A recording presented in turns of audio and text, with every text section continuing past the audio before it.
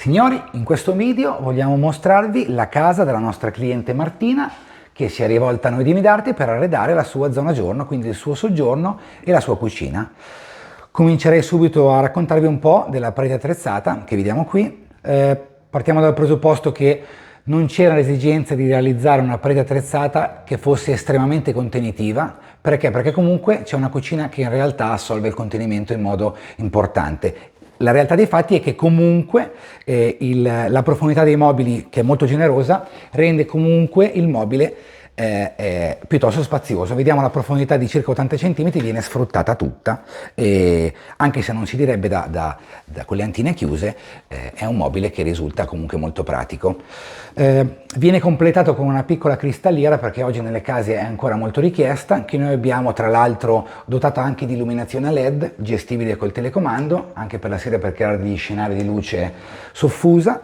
Il mobile è realizzato su 2 livelli, in realtà 3 con la vetrina. C'è un livello diciamo madia sull'entrata che era molto comodo, c'è la zona ribassata per la televisione e poi nella zona living in realtà il tutto è completato da un grandissimo divano, il nostro modello Sofia, è la nostra interpretazione di divano arrotondato. Solo 2 parole sul divano, questo è un modello a metà strada tra un divano moderno e un divano comodo. Perché? Perché comunque oggi i divani tendono a essere molto profondi ma molto basso lo schienale, quindi non comodissimi. Questo è piuttosto equilibrato. Ovviamente qui vediamo una composizione piuttosto grande, è lungo circa 3,5 m, ne abbiamo anche molte altre, è un 8 posti questo, ne abbiamo anche molte altre composizioni da 4, 5, 6 posti che vengono chiaramente personalizzate. Importantissimo, e ci tengo a farvelo vedere, il divano nella parte posteriore è dotato di una mensola applicata direttamente al divano.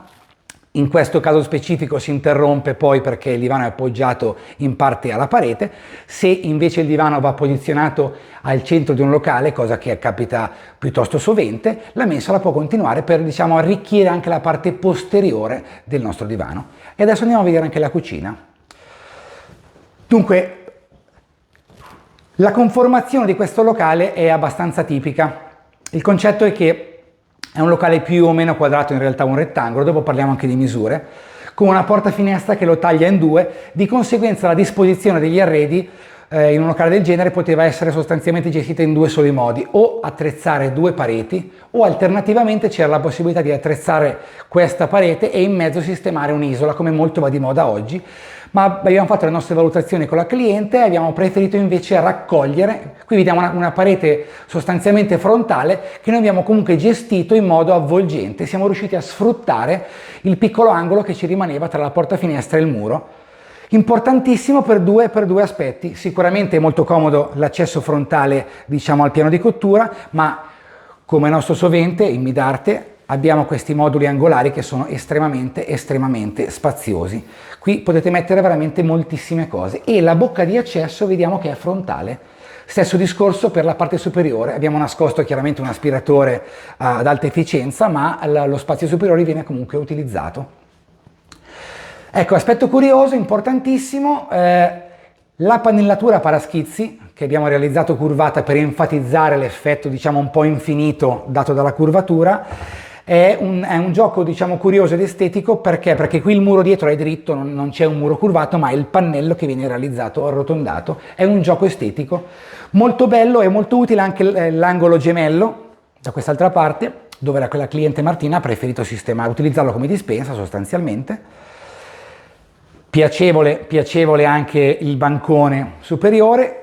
Sopra abbiamo tutti i pensili contenitivi, qui vediamo il lavello, abbiamo preferito mettere un vascone molto importante.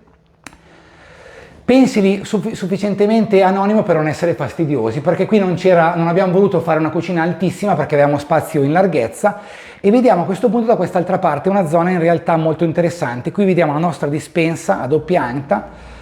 La vediamo dentro, è estremamente spaziosa. Nella parte centrale abbiamo deciso di sistemare i piccoli elettrodomestici, poi insomma la profondità è di circa 90 cm nella parte maggiore, può essere in realtà allestita anche come un piccolo ripostiglio, diciamo un portascope Dall'esterno la parte estetica è sempre molto plastica, volutamente anonima, all'interno poi possiamo dotarla come preferiamo. Frigorifero da incasso, ecco qui vediamo le colonne sono piuttosto basse, sono alte circa 1,80 m, una zona diciamo a mezza altezza, un appoggio ulteriore, il forno chiaramente rialzato, sempre molto comodo, piacevole questo effetto scaletta e le forme arrotondate chiaramente dei terminali.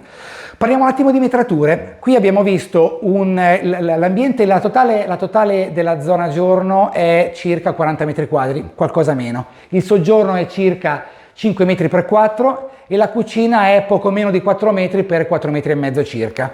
Quindi diciamo una zona giorno abbastanza comune. Chiaramente poi c'è comunque una zona notte con le camere, la zona dei bagni e quant'altro. Importantissimo, poi chiudiamo questo discorso.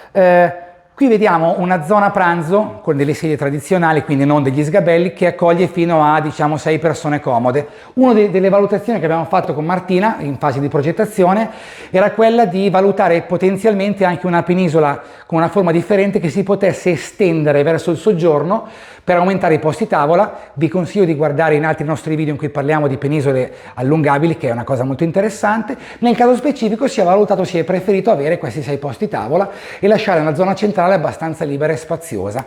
Ultimo discorso, i toni, ecco, abbiamo scelto delle tonalità comunque moderne, calde, ma sostanzialmente chiare e fresche. Qui vediamo una laccatura color corda per certi particolari, una laccatura color bianco opaco per i pensili, il piano di lavoro chiaramente antigraffio è di colore bianco. Una curiosità che mi piace far presente è che questo arredamento è stato realizzato in 2 tempi diversi. Martina in primo tempo ha realizzato la cucina e dopo un paio d'anni circa abbiamo completato con la zona giorno per diluire diciamo l'investimento iniziale, ma anche per fare eventualmente le valutazioni in termini di contenimento di spazio. È un consiglio che do spesso quando si arreda casa, pensare alla zona giorno magari in un secondo momento. Direi che è tutto, grazie per la vostra attenzione, guardate altri nostri video in cui raccontiamo altre situazioni, altri casi, perché ogni casa ha le sue caratteristiche. Seguiteci, iscrivetevi, grazie, al prossimo video.